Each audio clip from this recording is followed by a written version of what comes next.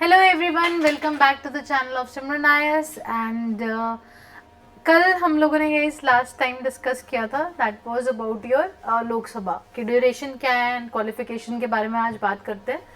देखो, क्वालिफिकेशन अगर हम लोकसभा की पढ़ रहे हैं उसके अंदर लिखा है कि he should be a citizen of India. अगर आप एमपी बनना चाहते हो तो सबसे पहली क्वालिफिकेशन क्या है? आप सिटीजन होने चाहिए। बिल्कुल सही है। उसके बाद बच्चे what is about the oath, तो कहते हैं कि the it should be taken before the authorised oath in front of, जब आप नहीं बनते उससे पहले आप लोग ना लेटर के ऊपर साइन करके आते हो, that is by your election commission of India, है ना। उसके बाद आपको प्रॉपर ओथ जब आप बन जाते हो, जब आप इलेक्शन लड़ रहे हो तो इलेक्शन कमीशन कराता है, उसके बाद जब बन जाते हो तो आपको प्रेसिडेंट या आपका प्रोटीम स्पीकर आपको ओथ दिलाते हैं, वो आगे जाके पढ़ेंगे। अब he should not be less than of your age of your 30 years when it is your Rajya Sabha and not less than your 25 years when he is your contesting the election for your Lok Sabha। इसीलिए बच्चे यहाँ पे ना higher होता है, इसीलिए हम इसको बोलते हैं कि जो राज्यसभा है वो आपका हाउस ऑफ एल्डर्स कहलाता है।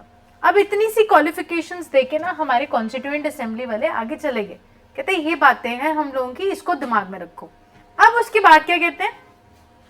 उसके बाद बच्चे हम लोगों का ये बोलते हैं, कहते हैं कि बाकी जैसा हमारा पार्लियामेंट बोलेगी वो क्वालिफिकेशन होगी। अब बहुत ज्यादा लेंथी हो रहा था हमारा कॉन्स्टिट्यूशन, हम बहुत सारी चीजें बता नहीं सकते थे। तो जैसे हम लोग आज़ाद हुए 1950 में हम लोग रिपब्लिक बने, तो साथ के साथ हम लोगों के बहुत दो इंपॉर्टेंट रिप्रेजेंटेशन एक्ट्स आते हैं। एक को बोलते हैं that is representation of act 1950 और एक हमारा 51। अब रिप्रेजेंटेशन ऑफ पीपल एक्ट के अंदर बच्चे 51 के अंदर उन्होंने ये बोला he must be elected as registered as an elector, मतलब कि उसके बाद एक वोटर आईडी कार्ड होना चाहिए। दैट मेक्स अ सेंस, तभी तो वो कर सकते हैं। अगर उनका आपका अपना ही वोटर आईडी कार्ड नहीं है तो हम कैसे उनको सिलेक्ट करेंगे? तो पहला उन्होंने कंडीशन ये थी। और दूसरी बच्चे हमारी क्वालिफिकेशन ये बोली ही must B member of your SC/ST और इफ एनी पर्टिकुलर यूटी और state for contesting a reserve seat, जैसे आप लोगों के PCS के अंदर होता। अगर आपकी कैटेगरी है या तो वो सेंटर में अप्लाई होती है या तो आपकी स्टेट में अप्लाई होती है। अगर आप पंजाब के हो और SC कैटेगरी को बिलोंग करते हो, OBC कैटेगरी को बिलोंग करते हो, तो आप हरियाणा में as a general category fight करोगे। आप एज नहीं कर सकते, that is your fight as a normal contestant या फिर आपके रिजर्व कैटेगरी। वैसे बच्चे लोकसभा के अंदर होता, ठीक है। अब उसके बाद इन्होंने क्या बात करते हैं, and this is the most important part guys हम लोगों का, that is your disqualifications of a Lok Sabha. मतलब कि आपको 101% इस पे क्वेश्चन पूछा ही पूछा जाएगा। सो देखो जी ध्यान से, the disqualification of the members under the Lok Sabha क्या है? The constitution holds any office of the profit, अगर उन्होंने अपना एज पर एज कॉन्स्टिट्यूशन, देखो अब डिस्क्वालिफिकेशन भी ना आपकी 2-3 तरीके की पढ़ेंगे। एक डिस्क्वालिफिकेशन जो कॉन्स्टिट्यूशन की है, दूसरी डिस्क्वालिफिकेशन जो पार्लियामेंट के रिप्रेजेंटेशन ऑफ पीपल एक्ट के अंदर आती है, फिर उसके बाद जो डिस्क्वालिफिकेशन आती है वो हमारी शेड्यूल के अंदर आती है, जो कि ग्राउंड ऑफ योर डिफ्लेक्शन होती है। इसको मैं अलग से बनाऊंगी, ये बहुत इंपॉर्टेंट है, इसको समझो। तो कॉन्स्टिट्यूशन के अंदर क्या लिखा हुआ है हमारा? द डिस्क्वालिफिकेशन हमारे मेंबर की कब होएगी? When he holds the office of the profit, he is of the unsound mount, आपका ल्यूनाटिक है, इडियट है, अगर वो मेंटली डिस्टर्ब है तो वो कैसे MP बन सकता? कहते हम उसको डिस्क्वालीफाई कर सकते हैं। इन डिस्चार्ज सॉलिड, वो बैंक करप्ट आपका घोषित हो जाता, तो कोई बैंक करप्ट इंसान को कोई हम लोग आगे लेके आएंगे? क्योंकि तो कितनी फेम की बात है, कितने पैसे उन्होंने करने होते हैं, तो वहां पे करप्शन के चार्जेस ज्यादा होते हैं, तो यहाँ पे हम लोग बैंक करप्ट को नहीं करते। If he is not the citizen of India, क्यों? क्योंकि हमारे कॉन्स्टिट्यूशन में क्या बोला था? सिटीजन अगर नॉन है तो डिस्क्वालिफिकेशन हो जाएगी वो, है ना। So simple. अब बाकी इन्होंने बोला, कहते जो डिस्क्वालिफिकेशन बाकी पार्लियामेंट डिसाइड करेगी।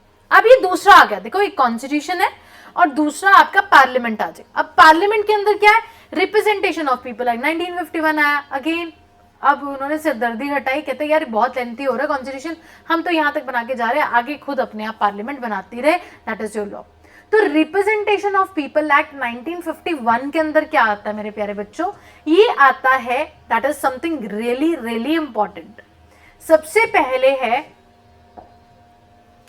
इफ ही इज योर, कोई आपके उन्होंने इलेक्शन ऑफेंसेस कर दिए, कोई करप्ट प्रैक्टिसेस में इन्वॉल्व है, if he is not convicted for any offence for more than that is your 2 or more years, अगर वो कन्विक्ट हो गए मतलब कि जेल के अंदर चले गए, देखो 2 years तो ना प्रिवेंशन डिटेंशन के अंदर भी डाल सकते हैं, तो वहां तो ये क्लॉज मिस यूज हो सकता था। इसीलिए हमारी पार्लियामेंट ने ये डिसाइड किया, कहते हैं 2 साल से अगर ज्यादा होगा तभी हम उसको डिस्क्वालीफाई करेंगे, नहीं तो कोई बात नहीं, ठीक है। So it is not disqualified. अगर वो एक्सपेंसेस जो हमारे इलेक्शन एक्सपेंसेस है अगर उसको लॉन्च करने के लिए फेल हो जाए कि उसने पैसा कहां से लाया, कहां पे खर्च कर रहा है, तो एक्सपेंसेस आपको बताने पड़ेंगे। So that is was the one.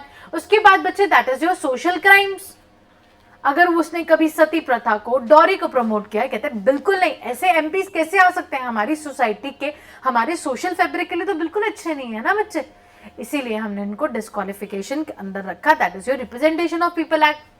Not interest in your any government contracts, कोई गवर्नमेंट कंट्रैक्ट्स में इनका जो है इंटरेस्ट भी नहीं होना चाहिए, नहीं तो कमीशंस ये वो सब कुछ जो है हमारा शोकेस हो सकता है, ठीक है। That is not guilty of the corruption to the that is your state, कहीं करप्शन में इन्वॉल्व नहीं है, कभी कोई आपकी धांधली नहीं की उन्होंने, कभी आपका करप्ट प्रैक्टिसेस परफॉर्म नहीं की। So and last one is that is your bribery offences.